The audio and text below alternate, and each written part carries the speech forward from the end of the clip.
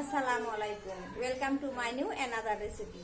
আজকের রেসিপিতে আছে পেপসিকাম চিকেন কারি। আজকের এই পেপসিকাম চিকেন কারি আমি বাটা মশলায় বানাম আর একদম কম মশলায় বানাম। তো আপনারা সম্পূর্ণ ভিডিওটা দেখতে থাকুন আমি কিভাবে এই পেপসিকাম চিকেন কারি বানাই। পেপসিকাম চিকেন বানাবার জন্য কড়াই গরম হবার দিছি। কড়াই গরম হইছে, এখন এনে অল্প মিঠা তেল দিয়া দিম।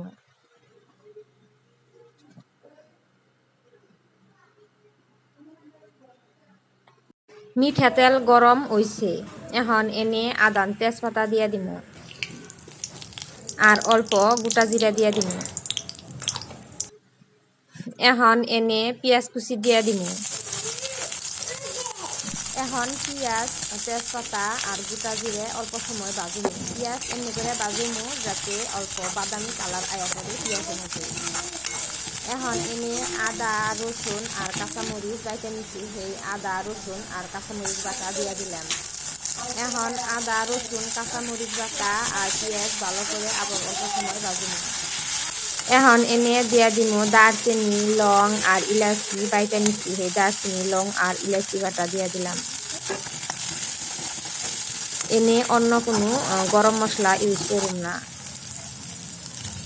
এনে এখন দিয়া দিলাম ধনিয়া পাউডার, অল্প একটু হালদি পাউডার আর অল্প লাল মরিচ পাউডার। যেহেতু এনে কাঁচামরিচ বাটা দিছি ওই জন্যে লাল মরিচ পাউডারটা অল্প কম করে দিলাম। আর দিলাম জিরা পাউডার আর পরিমাণ মতো লবণ দিয়ে দিলাম। এখন যাতে পুরা না ধরে মশলা ওই জন্য অল্প একটু সময় নাড়ুমো। তারপরে এনে এখন চিকেন মশলা দিয়ে দিলাম।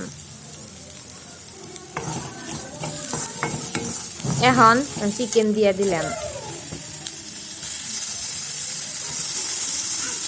এখন চিকেন মশলার লগে ভালো করে মিক্স করুন আর মশলার লগে চিকেন আর অল্প সময় ভাজুন।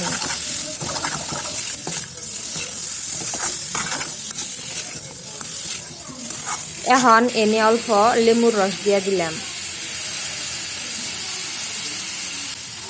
লেবুর রস দিয়ে চিকেন আর মশলা এখন আবারও ভালো করে মিক্স করুন। মিক্স করে আর অল্প সময় চিকেন এইভাবে ভাজুন।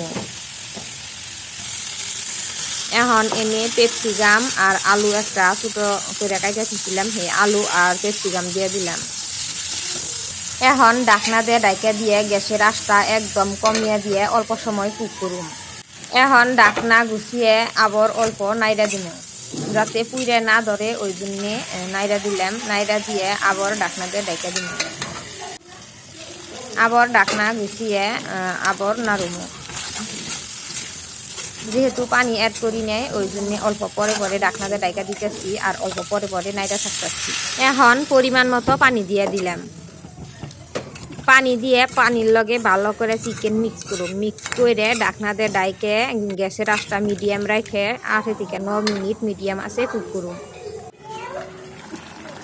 এই যে 8 থেকে 6 মিনিট মিডিয়াম আছে কুক করার পরে সবজি হয়ে গেছে। এখন একটা বাটিতে নামিয়ে নিব।